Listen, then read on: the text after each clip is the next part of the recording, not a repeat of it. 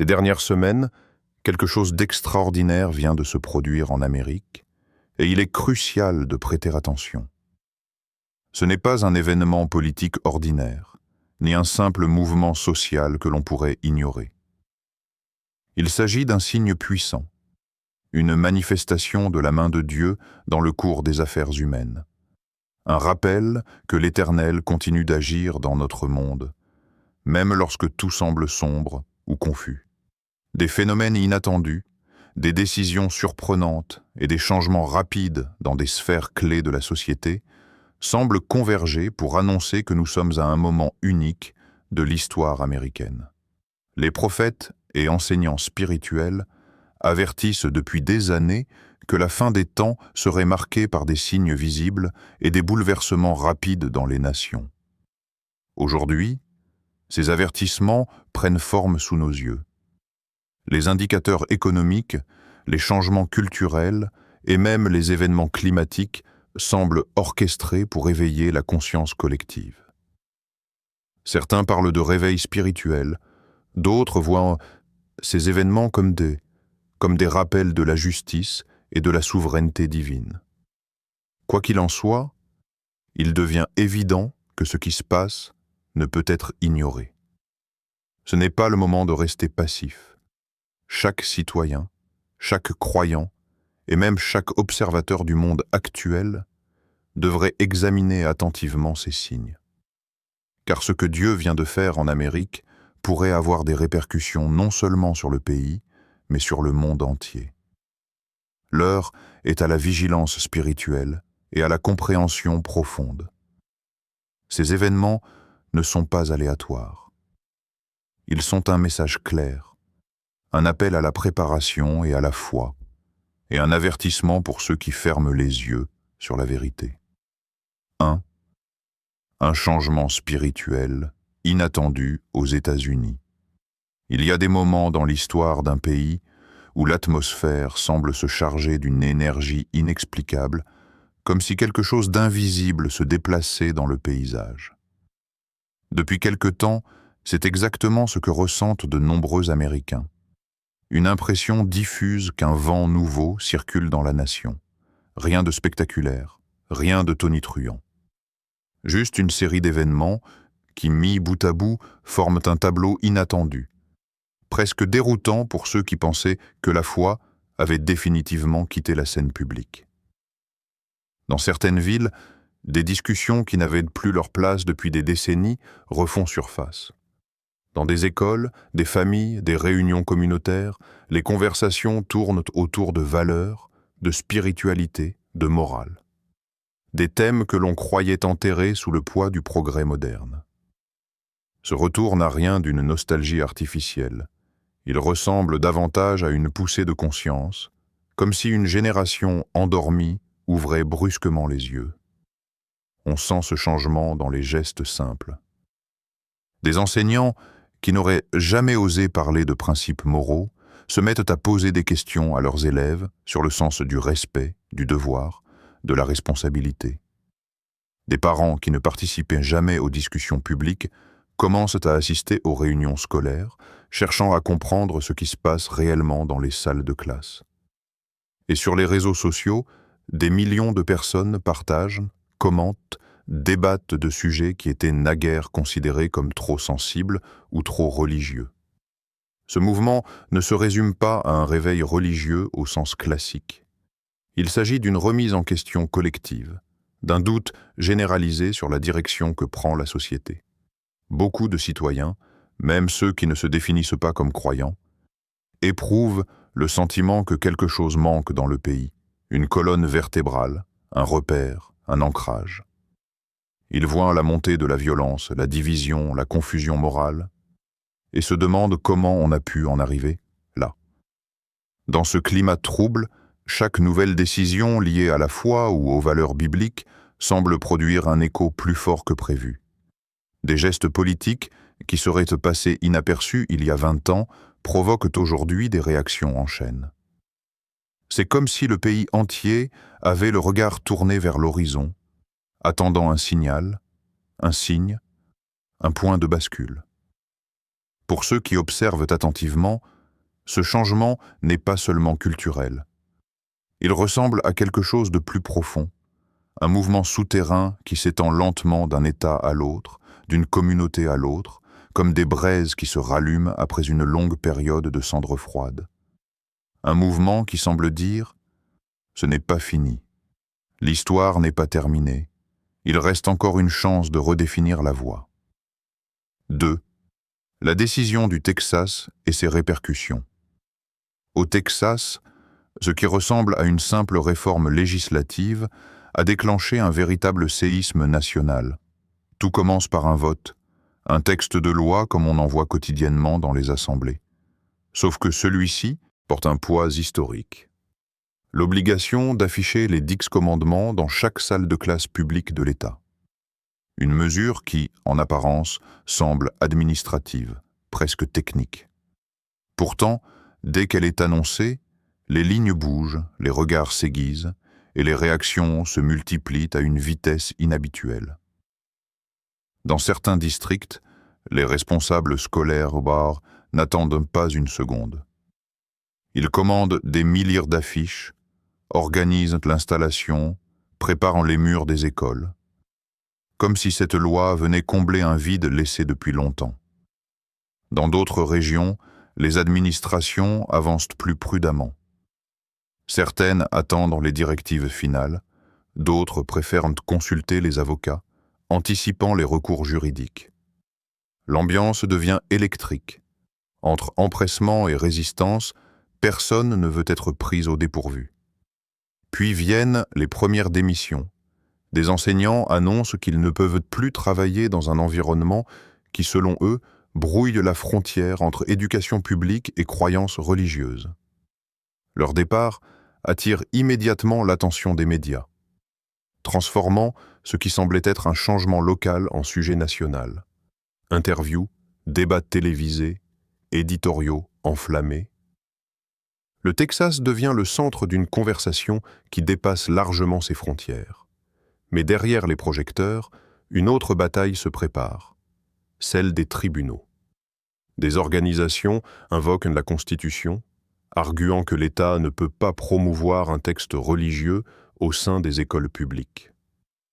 Les recours affluent et des juges fédéraux doivent intervenir pour déterminer si la loi peut ou non être appliquée immédiatement. Certaines juridictions bloquent les affichages, d'autres hésitent, créant une mosaïque confuse de règles et d'interprétations. Pendant ce temps, les familles observant la situation se divisent. Certains voient dans cette loi une victoire morale, un retour à des principes fondamentaux qu'ils appellent depuis longtemps. D'autres y lisent une intrusion directe dans la neutralité scolaire. Le sujet devient un miroir des tensions profondes de la société américaine. Le rapport à la religion, la liberté individuelle, l'influence de la politique sur les enfants. Dans les couloirs des écoles texanes, les discussions prennent un ton nouveau. Les enseignants se demandent où tout cela conduit. Les administrateurs jonglent avec les directives contradictoires.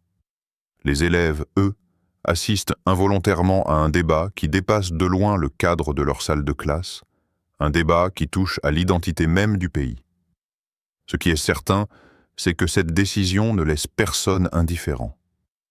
Elle agit comme une étincelle tombant dans une zone déjà saturée de tensions idéologiques.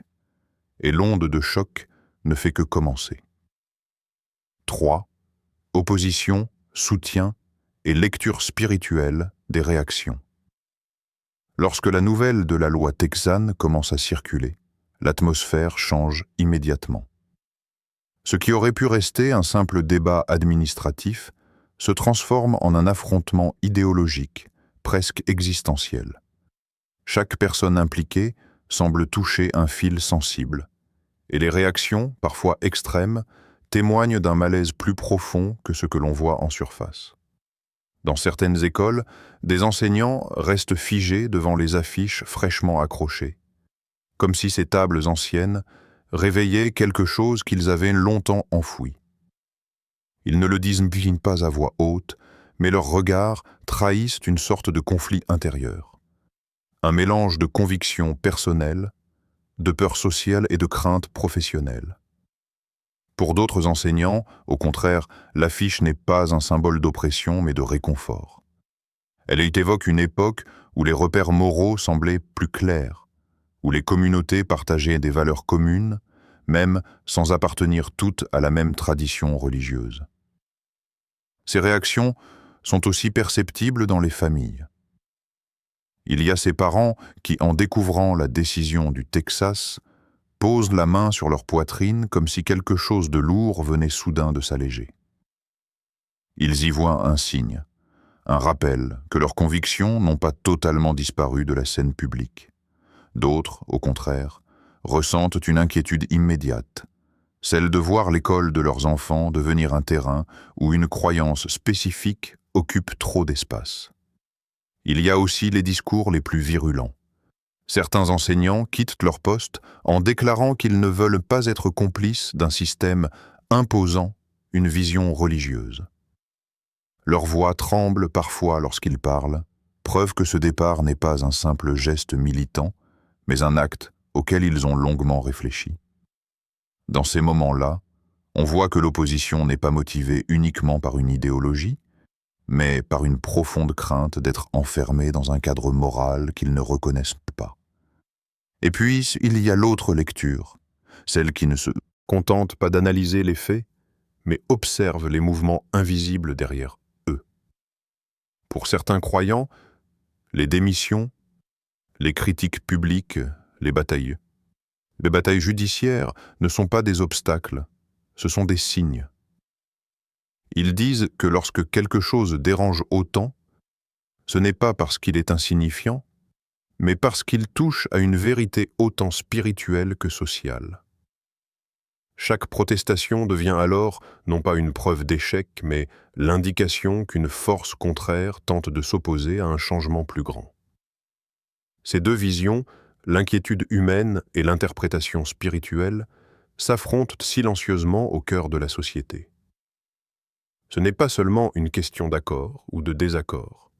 C'est un choc entre deux manières de percevoir le monde. Et cette collision émotionnelle crée une tension palpable, une sorte de bruit sourd qui résonne dans chaque conversation, chaque débat, chaque salle de classe. 4. La place de la politique dans les questions de foi. Lorsque certains affirment que la foi doit rester loin de la politique, ils imaginent deux mondes parfaitement séparés, comme s'il existait une frontière hermétique entre ce que l'on croit et la façon dont une nation fonctionne. Pourtant, l'histoire ne connaît pas un seul pays où les lois et la spiritualité n'ont pas fini par se croiser. Que cela plaise ou non, les systèmes politiques sont façonnés par des valeurs, des principes, des visions de la société. Et ces visions trouvent toujours leurs racines quelque part. Dans la réalité quotidienne, les croyants vivent sous des lois qui influencent directement leur manière de pratiquer, de transmettre et même de comprendre leur foi. Des assemblées religieuses aux réseaux sociaux, des écoles aux espaces publics, chaque décision politique a un impact concret. Ce n'est pas une théorie abstraite. C'est la vie de millions de personnes qui se retrouvent modelées par des textes juridiques, des restrictions, des droits accordés ou retirés. Lorsqu'un gouvernement décide qu'un pasteur ne peut plus aborder certains sujets bibliques, ce n'est pas un simple débat d'opinion. C'est une transformation du paysage spirituel d'un pays. Lorsque des plateformes en ligne restreignent certains contenus sous prétexte qu'ils offensent, la conséquence n'est pas seulement numérique. C'est une limitation de la portée du message que des générations entières ont défendu. Et lorsqu'un État réglemente la prière dans les écoles ou la présence de symboles religieux, il modifie subtilement l'idée même de ce qui est acceptable ou non dans la vie publique. L'idée selon laquelle les chrétiens devraient se retirer de la scène politique repose sur une conviction dangereusement naïve, celle que les lois continueront toujours à leur permettre de croire librement. Mais l'histoire, ancienne comme récente, prouve que les libertés spirituelles ne disparaissent jamais d'un seul coup. Elles s'effritent progressivement, souvent à travers des décisions que beaucoup considéraient d'abord comme insignifiantes. Il suffit de regarder les scénarios déjà mentionnés dans certains pays pour comprendre l'enjeu. Interdiction de prêcher sur certains sujets, sanctions pour ceux qui affichent publiquement leur foi, censure de passages bibliques jugés offensants, restrictions sur les rassemblements religieux. Ces situations n'apparaissent jamais par hasard. Elles suivent presque toujours le même schéma. Une population peu engagée, un climat politique qui change lentement, et un groupe spirituel qui pense que sa liberté est garantie pour toujours. Ce qui se joue aujourd'hui dépasse largement les frontières d'un seul État ou d'un seul pays. La question n'est pas de savoir si la politique doit influencer la foi, mais de comprendre que la foi est déjà influencée par la politique, à chaque nouvelle loi, à chaque nouvelle interprétation constitutionnelle, à chaque nouvelle norme culturelle imposée dans la vie publique. Dans un monde où les idées se battent pour occuper l'espace collectif, rester silencieux revient à céder cet espace à d'autres forces, d'autres valeurs, d'autres philosophies. Et laisser d'autres valeurs structurer la société revient inévitablement à accepter que la foi chrétienne, elle aussi, se retrouve redéfinie par des mains extérieures. 5. Comparaison internationale et avertissement historique. Lorsque l'on parle de liberté religieuse, beaucoup pensent instinctivement à un principe immuable, quelque chose d'acquis, presque naturel. Pourtant, l'histoire s'est chargée de montrer que ce privilège est fragile. Il suffit de tourner le regard vers d'autres régions du monde pour comprendre à quel point une communauté peut s'élever, s'enraciner profondément dans une culture, puis disparaître presque totalement en l'espace de quelques générations. Prenons l'exemple de l'Irak. Il y a plusieurs siècles, cette terre était l'un des foyers les plus dynamiques du christianisme. Dans les ruelles de Ninive, les églises s'élevaient comme des phares spirituels. À Mossoul, les chants liturgiques résonnaient dans les quartiers anciens, mêlés aux marchés animés et aux langues de l'époque. Des communautés complètes vivaient au rythme de leurs rites, transmettant leur foi, leurs manuscrits, leurs traditions. Les chrétiens n'y étaient pas une minorité marginale. Ils faisaient une partie intégrante du paysage social, culturel et intellectuel. Puis, lentement, les tensions politiques et religieuses ont redessiné la région. Les siècles ont passé et la proportion de chrétiens a commencé à diminuer, d'abord légèrement, presque imperceptiblement. Un changement de dynastie ici, une guerre là, une loi restrictive ailleurs, autant de petites fissures qui, cumulées, ont fragilisé un édifice autrefois robuste. Et un jour, ce qui semblait éternel s'est mis à se déliter. Au fil des décennies, les églises ont été abandonnées, les quartiers vidés, les traditions oubliées. Ceux qui restaient vivaient souvent dans un climat où leur identité religieuse devenait un risque plus qu'un héritage.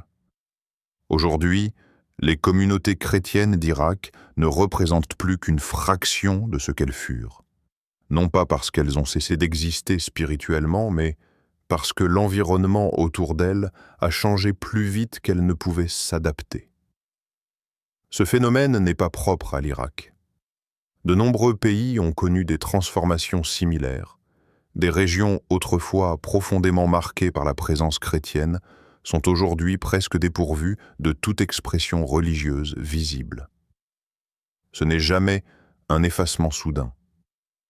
C'est un processus progressif, silencieux, qui commence par une limitation ici, une pression sociale là, une loi présentée comme anodine, un débat détourné de son sens. Ces évolutions internationales servent d'avertissement.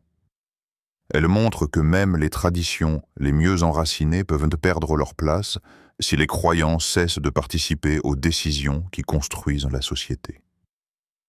Les exemples étrangers ne sont pas des histoires lointaines, sans lien avec le présent.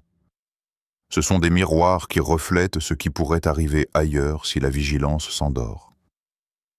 Dans chaque pays où la foi s'est effacée, il existait un moment charnière, souvent ignoré, où une population aurait pu intervenir, discuter, défendre ses valeurs. Ce moment n'a pas été saisi. Et lorsqu'une communauté laisse son importance diminuer dans l'espace public, elle finit par découvrir que ce retrait ouvre la porte à des forces qui n'attendaient que le vide pour s'y installer. 6. Le tournant de 1963 et la progressive disparition de la prière publique. Il suffit de remonter dans le temps pour comprendre à quel point l'année 1963 a marqué un basculement discret mais déterminant dans l'histoire des États-Unis. Les images de cette époque montrent des salles de classe aux pupitres en bois, des élèves en rang serré, et un pays où l'idée de commencer la journée par quelques lignes de la Bible ou une courte prière était considérée comme une routine normale. Ce geste n'était pas perçu comme une imposition religieuse, mais comme un rituel culturel, un héritage partagé par une grande partie de la population. Puis apparaît une femme dont le nom deviendra l'un des symboles des grands changements sociaux du XXe siècle, Madeleine Murray O'Hair.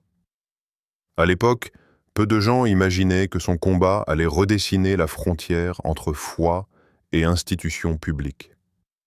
Sa voix, pourtant minoritaire dans un pays encore profondément attaché à ses traditions religieuses, résonne avec une force surprenante dans les tribunaux et les médias. Pour elle, la présence de la prière dans les écoles n'est pas une coutume innocente. C'est une violation de ce qu'elle considère comme une stricte séparation entre l'État et les croyances. Le climat culturel de l'époque est particulier. L'Amérique vit une transition sociale, droits civiques, nouveaux mouvements, remise en question des normes établies. Dans cette atmosphère de transformation, les idées de O'Hair trouvent un terrain fertile. En quelques mois, ce qui semblait inimaginable se produit. La Cour suprême prend une décision qui interdit la prière organisée et la lecture biblique dans les écoles publiques. Pour beaucoup de familles, c'est comme si l'on avait éteint une lumière familière dans un couloir trop grand pour rester dans l'obscurité. Les archives montrent les réactions contrastées. Certains enseignants rangent leur Bible avec un pincement au cœur, conscients qu'un chapitre de l'histoire vient de se refermer. D'autres saluent la décision comme une victoire pour la liberté individuelle, convaincus que l'école ne doit appartenir à aucune tradition particulière. Cette divergence devient le prélude d'un débat qui ne cessera jamais réellement. Jusqu'où une société peut-elle aller pour protéger la neutralité, sans effacer les références qui l'ont construite? Au fil des années, les effets de cette décision s'accumulent presque imperceptiblement. Sans prière, sans lecture de versets, les écoles adoptent une atmosphère plus neutre, plus institutionnelle. Les symboles religieux disparaissent des couloirs, remplacés par des affiches académiques, des slogans motivants, parfois des messages strictement administratifs. Les générations qui suivent grandissent dans un environnement où la foi n'est plus évoquée que dans les cours d'histoire ou d'anthropologie. Ce changement crée un fossé subtil entre le passé et le présent.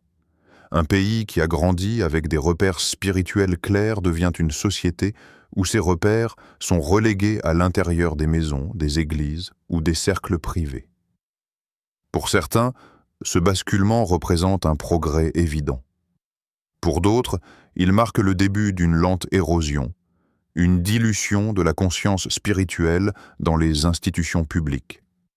Et ce débat, commencé dans les années 60, continue de façonner les réflexions actuelles sur ce que doit être l'école, ce que doit être la neutralité, et ce que signifie réellement la liberté religieuse dans une nation en constante évolution. Alors que nous regardons attentivement ces signes et événements récents, il devient de plus en plus évident que nous sommes à un tournant historique. Dieu agit dans les détails que beaucoup considèrent insignifiants, mais chaque mouvement, chaque décision, chaque tournant inattendu est un fil dans le grand tissu de son plan. L'Amérique, souvent décrite comme une nation influente sur le plan mondial, est le théâtre d'une œuvre prophétique qui pourrait redéfinir non seulement sa destinée, mais également celle du monde. Les Écritures nous rappellent que Dieu soulève et abaisse les nations selon sa volonté, et il semble que nous assistions à l'accomplissement de prophéties anciennes, d'avertissements que beaucoup ont négligés ou ignorés. Ce que nous voyons ne se limite pas à des événements isolés. C'est une série de manifestations qui, mises ensemble, révèlent une direction claire et un appel urgent à l'action spirituelle. Les transformations sociales, politiques et économiques actuelles sont accompagnées de signes spirituels que seule une observation attentive peut révéler. Il ne s'agit pas simplement de comprendre les événements en surface, mais de percevoir le souffle de Dieu derrière chaque situation, le message caché dans chaque bouleversement et la sagesse divine qui se manifeste dans des moments qui paraissent peut-être chaotiques. Pour ceux qui ont des yeux pour voir et des oreilles pour entendre, il est clair que l'Amérique se trouve à une croisée des chemins. Dieu met en lumière des injustices, attire l'attention sur des vérités ignorées et ouvre des portes à des changements radicalement positifs pour ceux qui répondent à son appel. Cependant, il y a aussi un avertissement. Ignorer ces signes, rejeter la voix de Dieu et continuer dans l'indifférence peut avoir des conséquences spirituelles et sociales profondes. La prophétie n'est pas seulement un récit lointain, elle est ici, maintenant, sous nos yeux. Ceux qui prennent le temps de comprendre et de répondre avec foi et discernement seront préparés à marcher dans ce plan divin, tandis que d'autres pourraient se retrouver surpris par des tournants soudains et inexpliqués. Ainsi, le message est clair. Prêtez attention à ces signes, discernez la direction que Dieu indique et agir en conséquence. Que ce soit par la prière, la vigilance spirituelle ou la préparation personnelle et collective, chaque action compte dans le déploiement de son plan. Ce moment exige un réveil spirituel profond et une conscience aiguë de la manière dont les événements se déroulent autour de nous. Dieu vient d'agir de manière significative en Amérique, et le temps est venu de reconnaître sa main, de comprendre le message et de se préparer à la suite. Les nations et les individus qui choisissent de répondre avec foi et discernement seront témoins de transformations puissantes et de bénédictions inattendues, tandis que ceux qui ferment les yeux pourraient passer à côté d'un tournant historique de l'histoire.